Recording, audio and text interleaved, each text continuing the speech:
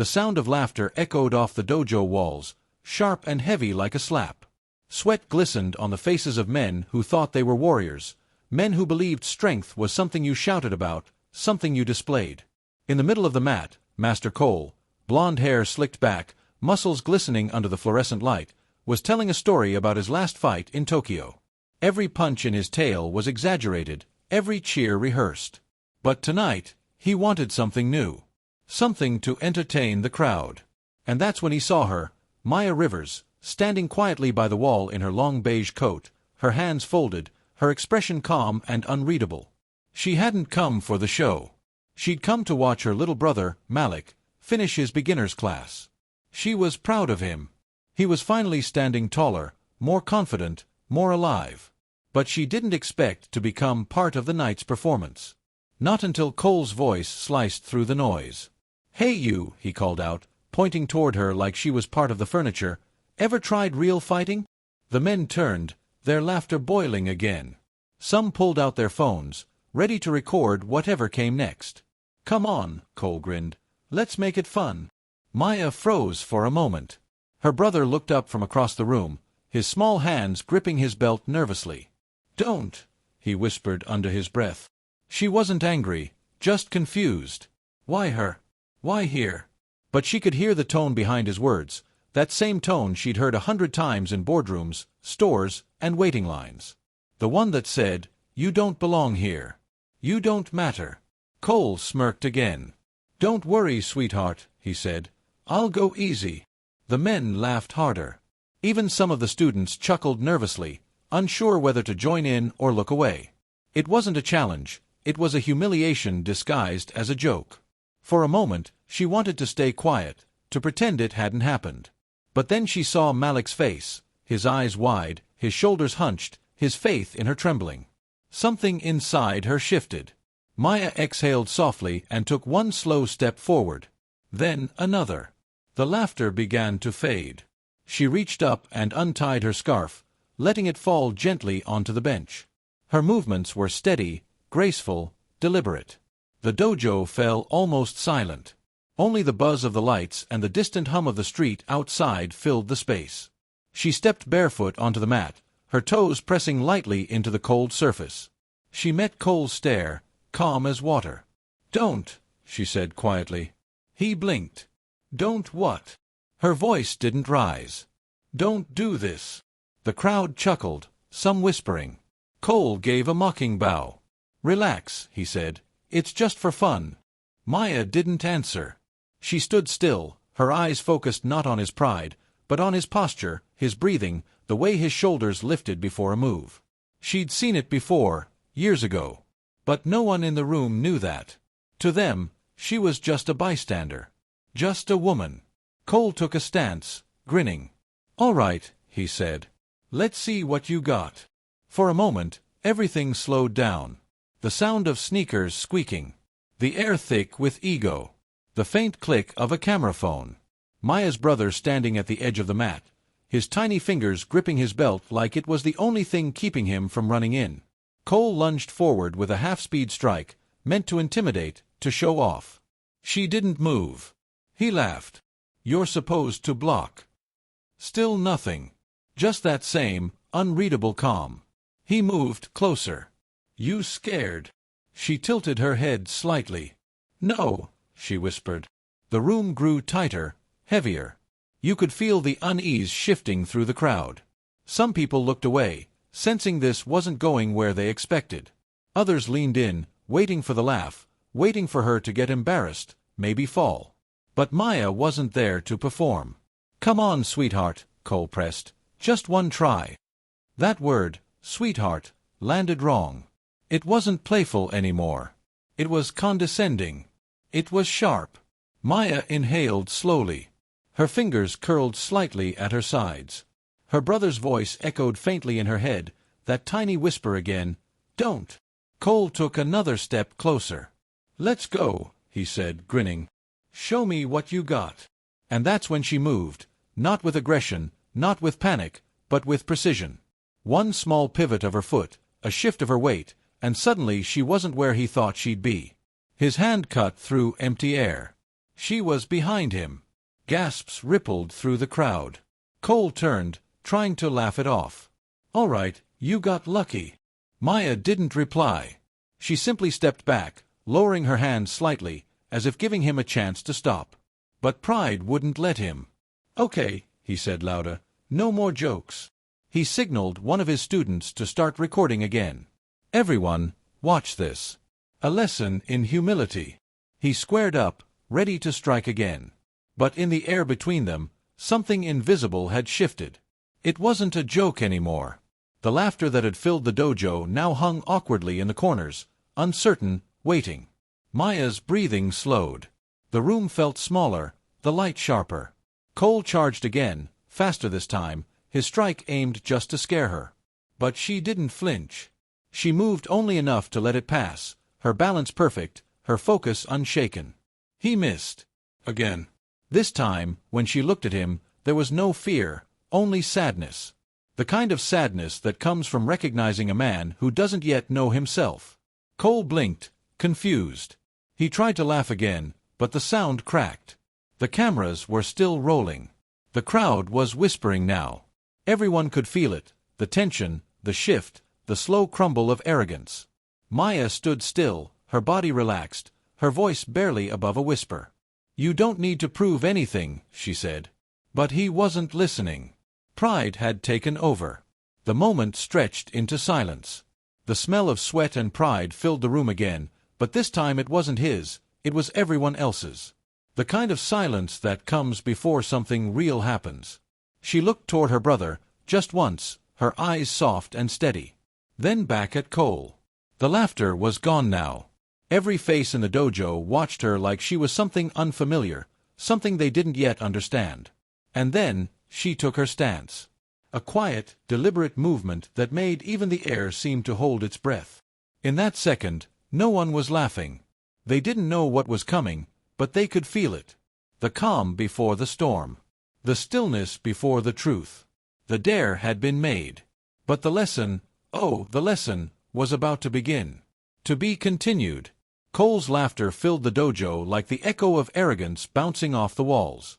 His pride was a living thing, heavy and loud, feeding on every nervous chuckle that followed. "Come on," he barked, circling her like a predator teasing its prey.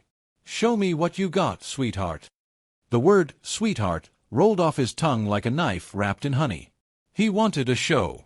He wanted to humiliate her, slowly, publicly. Maya didn't move.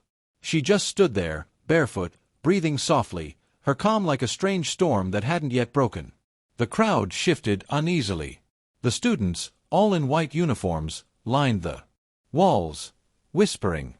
Malik, her little brother, clutched his belt in silence. His sister didn't look like she was scared. She looked focused. Cole lunged suddenly, too fast for most eyes to follow. His fist cut through the air with perfect precision, a move that had dropped dozens of fighters before. But Maya stepped aside with the grace of a falling leaf, her body turning effortlessly as his arm missed her shoulder by inches. He stumbled, just slightly, and the crowd laughed, not at her, but at him. It was small, but it was there. He forced a grin. "Okay, lucky move," he said, loud enough to remind everyone who was in charge. "Let's see that again." He swung again, harder. She ducked low, pivoted on her heel, and lightly tapped his shoulder with 2 fingers. "You're open," she said quietly. The room went still for half a second. That calm voice, that small correction, that hint of truth, it wasn't just a touch. It was a wound to his pride. You could see the fire rise in his eyes, the humiliation hardening into rage. Cole straightened, wiping the sweat from his brow. "All right," he muttered. "No more games." His tone dropped the humor now. He wasn't smiling. Maya saw it happen, the moment pride turned into something ugly. She'd seen that look before, in 1,000 faces. Men who couldn't stand being reminded that power wasn't always loud. She knew what was coming next. He charged forward, this time with full force, his body slamming into motion like a machine built for violence. She sidestepped again, but this time he caught her ankle mid-step and swept her off balance. The world tilted. Her body hit the mat with a dull thud. The crowd roared. Cole raised his hands, grinning, bowing dramatically like a man taking a victory lap. "That's how it's done," he said, winking at his students. "Sometimes you gotta teach respect." Maya didn't move right away. She lay still, staring up at the ceiling lights, the harsh glow reflecting off the polished floor. Her chest rose and fell in slow, even breaths. The laughter returned, filling the room like a poison. Malik wanted to run to her. He took one small step forward before one of the assistants stopped him. "She's fine, kid," the man whispered, grinning. "It's all fun." But it wasn't fun. Not anymore. The laughter had changed tone. It wasn't joy. It was cruelty disguised as amusement. The kind of laughter that makes the heart ache, the kind that breaks something inside you. Then, slowly, Maya pushed herself up. Her hands pressed against the mat, steady and deliberate. She stood tall again, brushing dust off her arms, her expression calm. Her eyes, though, told another story. They weren't angry. They were disappointed. Cole tilted his head, smirking. "You sure you want to keep going?" She didn't answer. She just looked at him, really looked at him. That look made him flinch, though he'd never admit it. There was something in her eyes that reminded him of something he'd lost. Discipline, humility, maybe even humanity. He tried to shake it off. "Come on," he taunted again, louder this time. "You said you could fight." Her voice was low but steady. "No.